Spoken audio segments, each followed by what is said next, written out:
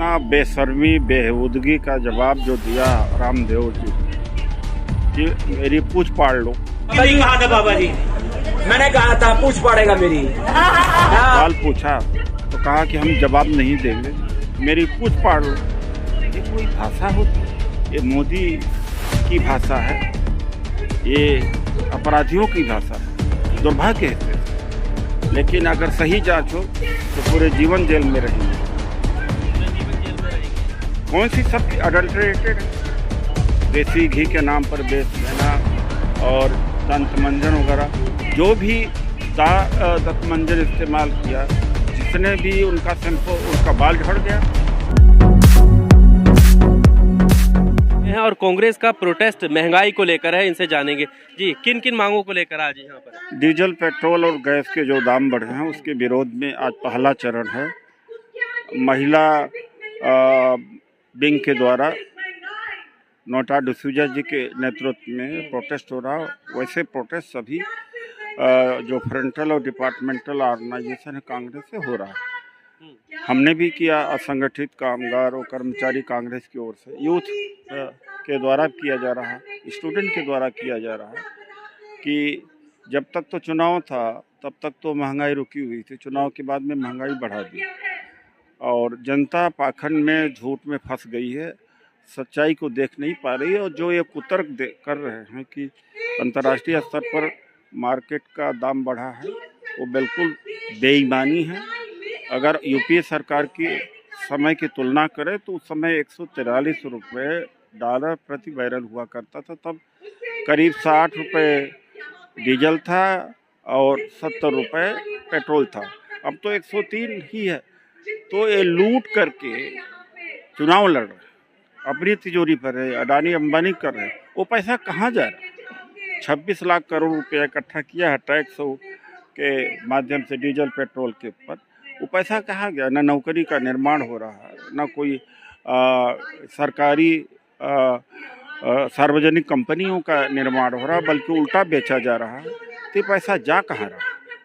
तो आज उसी के विरोध में हम लोग यहाँ पर विरोध कर रहे हैं। सर बहुत सारे लोग हैं जो सेलिब्रिटी रहे हैं, उसमें व्यापारी भी रहे हैं, जैसे बाबा रामदेव, अमिताभ बच्चन, इनके ट्वीट आते थे। बाबा रामदेव सड़कों पर उतरकर महंगाई का विरोध करते थे, आज उनसे सवाल करते हैं तो वो बचते हुए नजर आते हैं। इतना बेशर्मी बेहूदगी का जवाब जो दिया रामदेव जी ने कि मेरी पूछ पाड़ लो।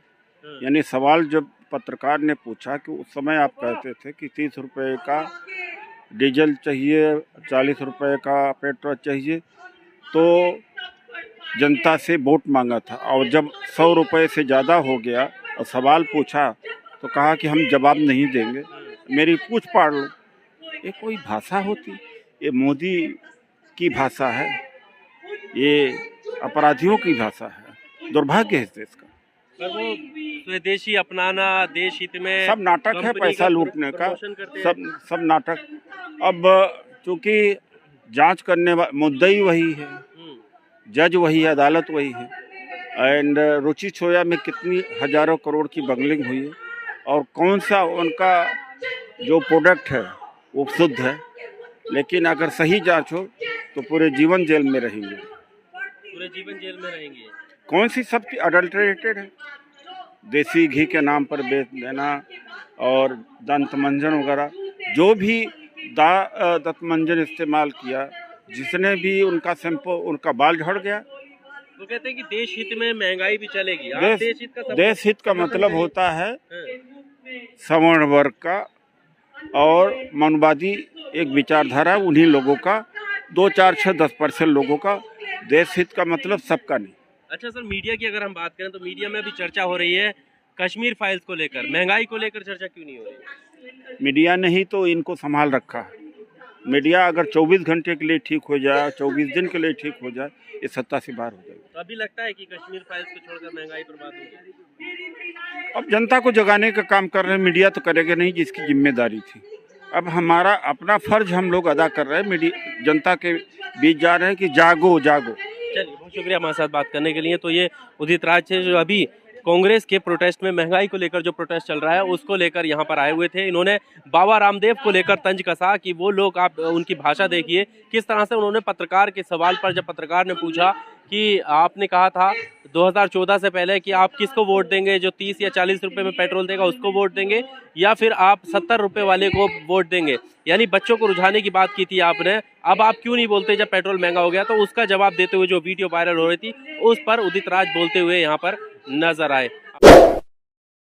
Subscribe now and press the bell icon. Never miss an update.